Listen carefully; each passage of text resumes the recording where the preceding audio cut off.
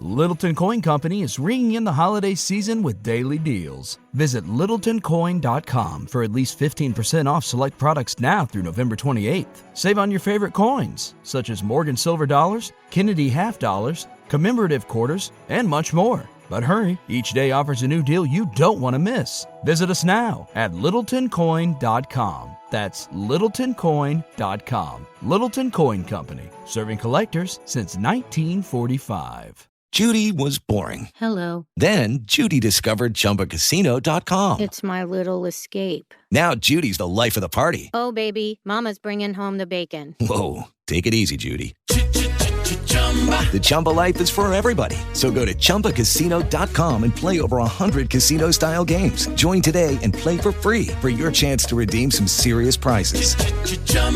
ChumbaCasino.com. No purchase necessary. Void where prohibited by law. 18 plus terms and conditions apply. See website for details.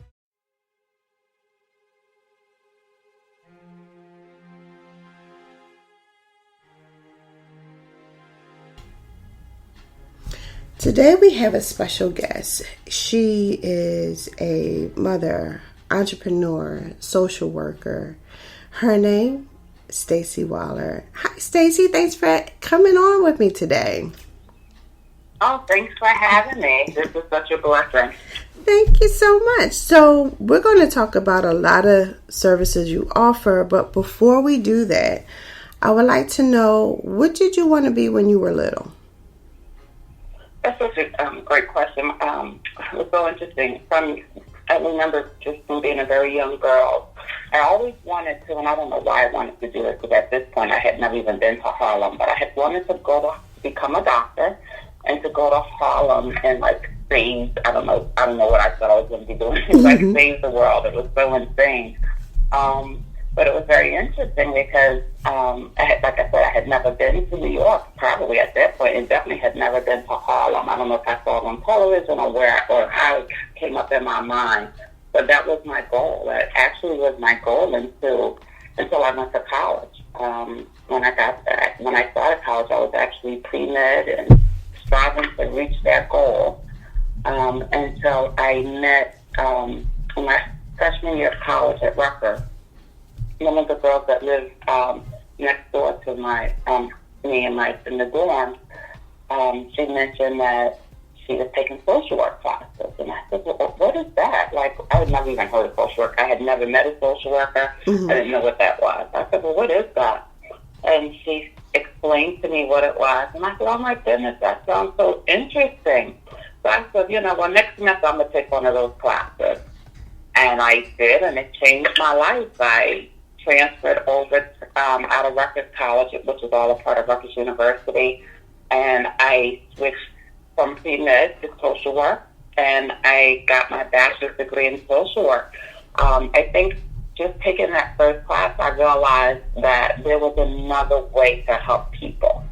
So I guess growing up, I had been led to believe being a doctor was the only way that I could help other people. Mm-hmm. But as soon as I realized that social work, that's really what you do as a social worker, is you help people, I immediately changed my whole life. It changed my career path and, of course, changed where I was going with my future. That is amazing. Definitely it shows how one person can make that change. So that... Was that lady, was that the classmate, or I'm sorry, that So she lived right next door. So in the dorm, we only had rooms. Mm-hmm. So we were right on the same floor. She was actually in the room next door to mine. So I guess the doormate is what the doormate. Yeah. And I'll never forget her. I can actually see her face right now. And she had grown up, I think, in Newark. And she had a social worker, so she knew what a social worker was, and mm-hmm. that's why she wanted to be a social worker. But growing up, I grew up in Williamsburg, New Jersey, and, I'd never heard of a social worker. It was just a term that I had never heard of. I guess there was no reason for me to have heard of one. Mm-hmm. So when she mentioned it, was the first time in life I had ever heard that word. And so now you've graduated and you're a social worker. Take me on a nice little journey of how you started Stable Community Services. Oh, that's even, it's really the continuation of it. So, I think that sometimes you look back and like you said, what made me do that, or how did that come to be? Mm-hmm. So I got my bachelor's from Rutgers. Actually graduated in May of 1990. And I don't know, kind of probably in that last semester, it hit me that I'm going to get my MSW. That had never been the plan, but it was just like, okay, that's what I'm going to do. So I had gotten a grant, and I remember going to my parents, and it's just, I guess because my mom's always kind of wonder whose child this is. Mm-hmm. So I gone to, my father was like, of course I'll help you. My mom wasn't so excited about it. She had said, I paid for one degree, I'm not paying for two. So I got a grant, and a professor came in, and he was just like, oh, there's some grant money available for anyone who's interested in working with seniors. I said, it's a free way to go to school. I work with whoever you want me to work with. So I signed up for the grant, and I got my MSW. So actually, I went straight into an MSW program, and I got advanced standing. So I had my MSW 1 year later. Wow. And and what that did is it actually kind of set me on the path of where that eventually led to opening Stable Community Services. And what was interesting, when I had gotten, I knew, and I don't know how I knew this, because I was 21 years old at the time, that I wanted to be an administrator. But unlike many of my peers, that I had also gotten a BSW with a Bachelor's in Social Work, I knew that I didn't want to get, because the way the social work MSW program at Rutgers worked at that time was that you could either get a concentration in like health and hospitals, or you could get a concentration in administration, policy, and planning, or lastly, in direct practice. So I went direct and got a concentration in direct practice, even though I knew then I wanted to be an administrator.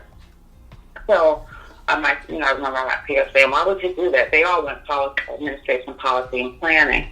But I felt like in order to be able to know how to administrate, how to run an agency, or to be a supervisor or director, I needed to understand direct practice. I needed to understand what I was managing.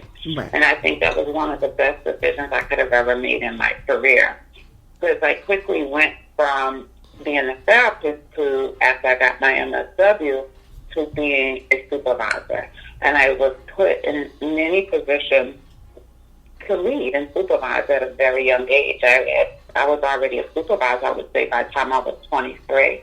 And I'll never forget, I was, the very first program I was a supervisor on was in it was in Staten Island. And I had come back and doing some outreach out in the community. And this was when Ryan White funds and HIV was a big thing. And the executive director of the agency said to me, oh, we're about to have a meeting, and you have to explain what you're going to do with this program. I don't know, maybe 30 minutes later, the people from Ryan White walked in, and they expected me right there on the spot to develop this program and what I was going to do with the funding. Wow. So it was just kind of like, oh my goodness, I've got to figure this out. Everyone's sitting in front of me, which I was able to do. Thank God to those classes I had taken in direct practice. So I say that to say that, from very early on, I had been supervising, running programs. And from that point, I went on to supervise many other programs throughout the city of New York, from working in the South Bronx to working in East New York section of Brooklyn, which are some of the most challenging areas in the country.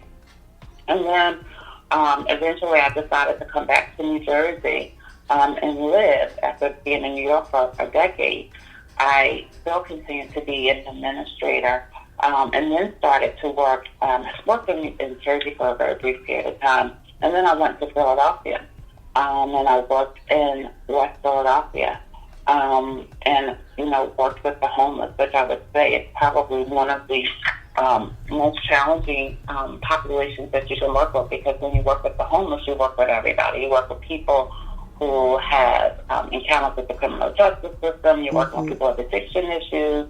financial issues, educational, vocational issues, parenting issues, mental health issues, everything. It's all, not only you working with them, but you have them all living together.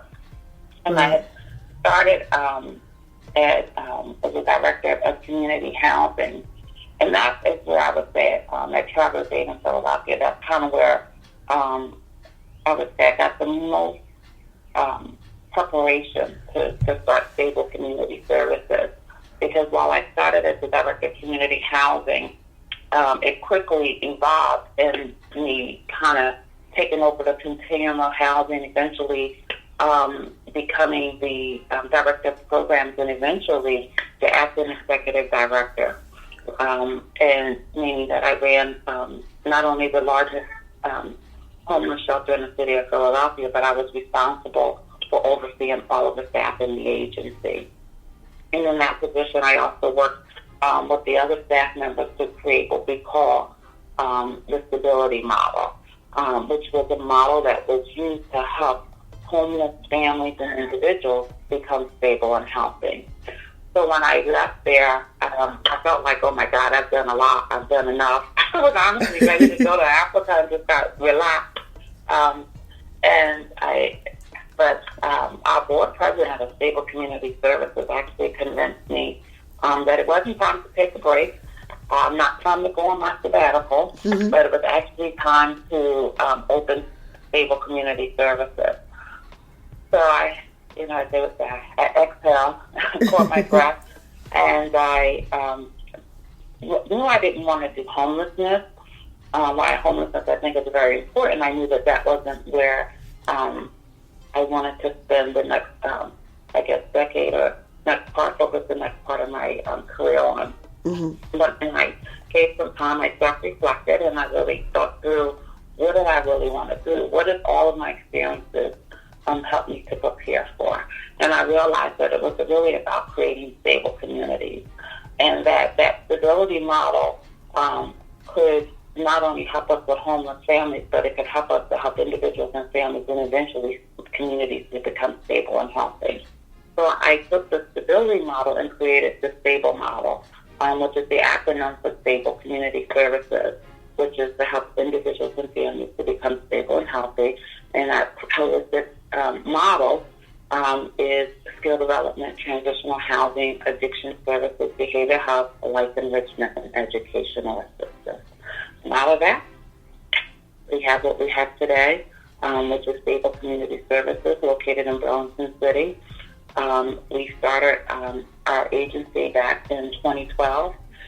We got licensed initially in adoption services, but now we actually no longer provide adoption. We've since then created our addiction services. We're licensed in addiction as well as behavioral health services.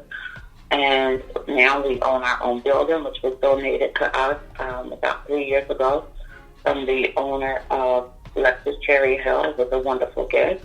We own housing, and we are, I believe, truly, honestly believe, an asset to the community that we're in. We help a lot of people, and we believe that we're doing what we set out to do, is to help not only individuals and families to become stable and healthy, but we're helping the community that we serve to be a more stable community.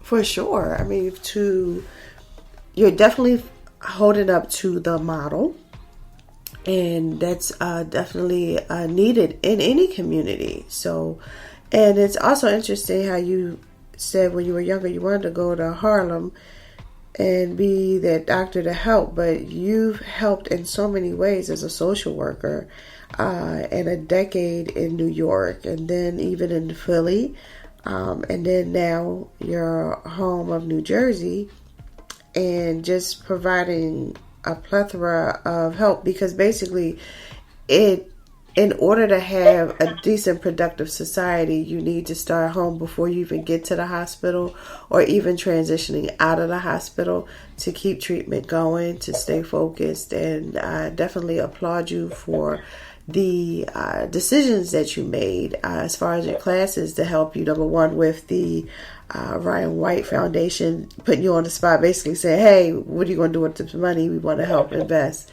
and being able to manage you, man, that's just amazing. And now that you have a whole building donated, that's also goes to show the great work that you've done. So I appreciate you. Now for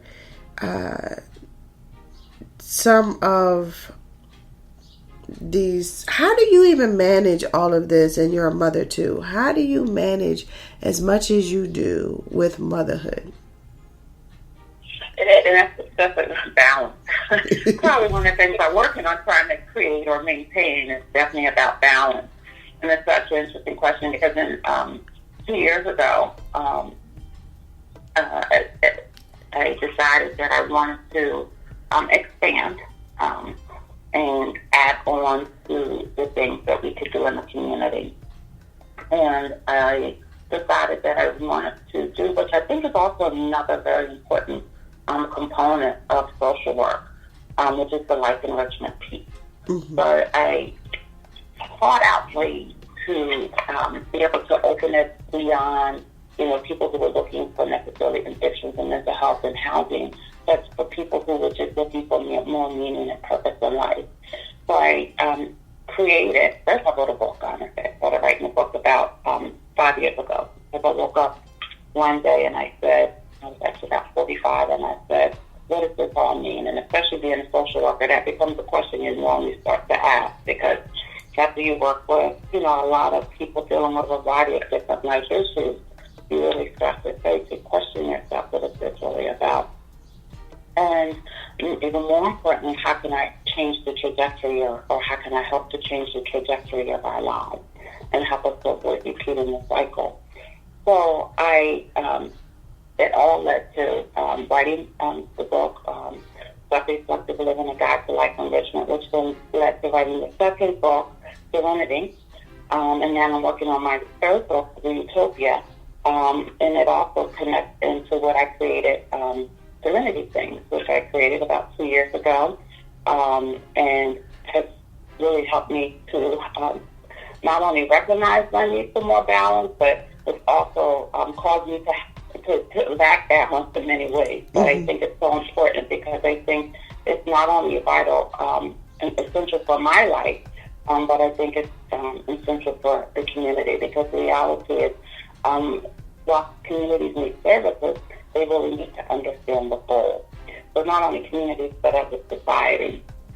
So then Serenity Things is also located in Burlington City, and it really is reflective of the many things that you need in order to not only be stable, but to have a sense of peace and satisfaction in our lives. So I think, and along with that, it also helps us to provide an opportunity to recognize that we have to have balance and find balance. So I think through that work, I actually have been able to now start to find more balance. Because I think when you're doing the work, it's hard to find the balance. But once you get to the point that you put things in place, you can really be able to then sit back and balance everything in a way that you initially planned. Wow. That was a lot. In the sense of, it's definitely needed. And I've been to the place, and it's beautiful. And tell me more about your enrichment services.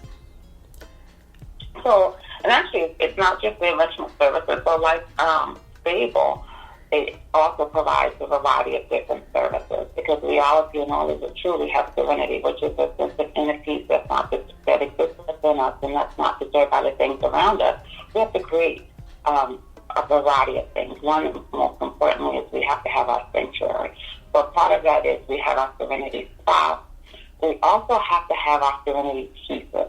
We tend to live in a society, or we all live in a society, especially in America, where we tend to have a lot of things around us, but those things don't necessarily help us to have serenity or that inner peace. Mm-hmm. So it's about having those pieces that remind us of our need for peace. But about eating healthy, so we have a cafe. It's about having the place where you can come and have just talk with others and be with others that are striving towards the same goal. So we have a center where we offer the life enrichment services, different workshops.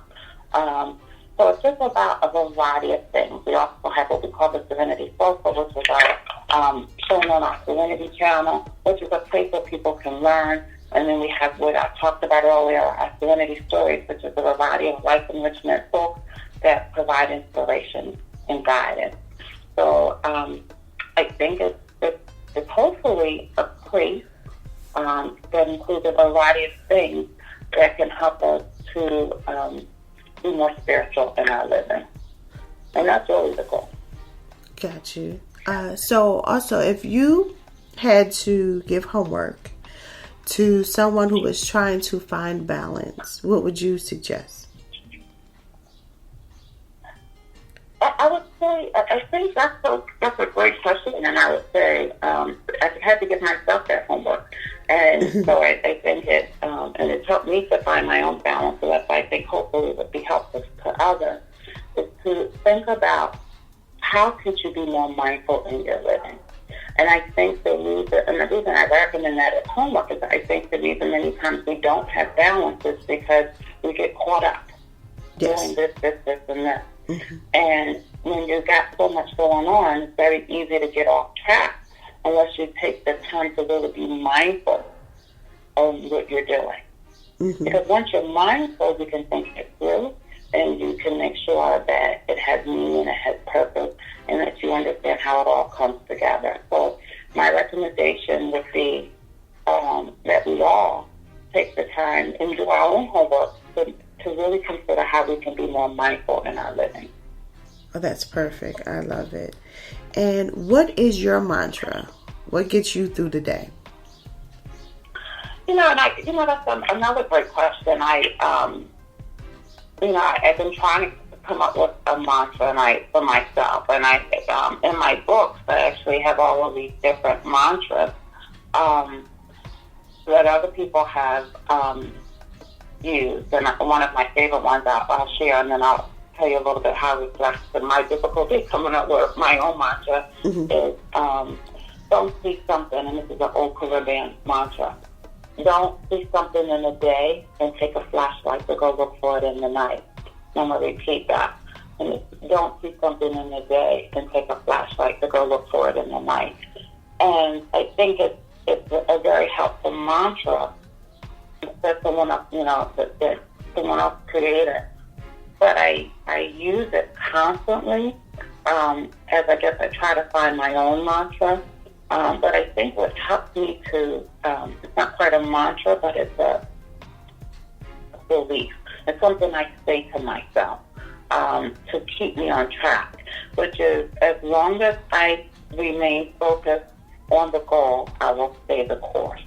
And I think that's really critical. Yes. Because it really helps me to keep focused. And I think as, kind of going back to that homework of being more mindful in our living, because of all the distractions, it's easy to get distracted. Mm-hmm. But I always have to keep reminding myself as I go through the day, what is the goal? Mm-hmm. And using that goal to stay the course. That was the first time I've heard that, but it fits. It truly fits, and I like it. I'm going to add that to my arsenal, if you don't mind. Oh, definitely. And how can our listeners reach you? So, that's a great question, too. I'm complaining that I'm not on Facebook, and I'm not on LinkedIn, and, most of the things that most people are using today. So I would probably say the best way to reach me is through my Serenity Things website. You can go on the website. There's many places. I have a blog. There's many places there where you can comment, or you can email me at info@serenitythings.com. Again, that's info@serenitythings.com. Awesome. Thank you so much for doing this with me, and this won't be the last time we talk. Great. Thank you. Have a blessed day. You too.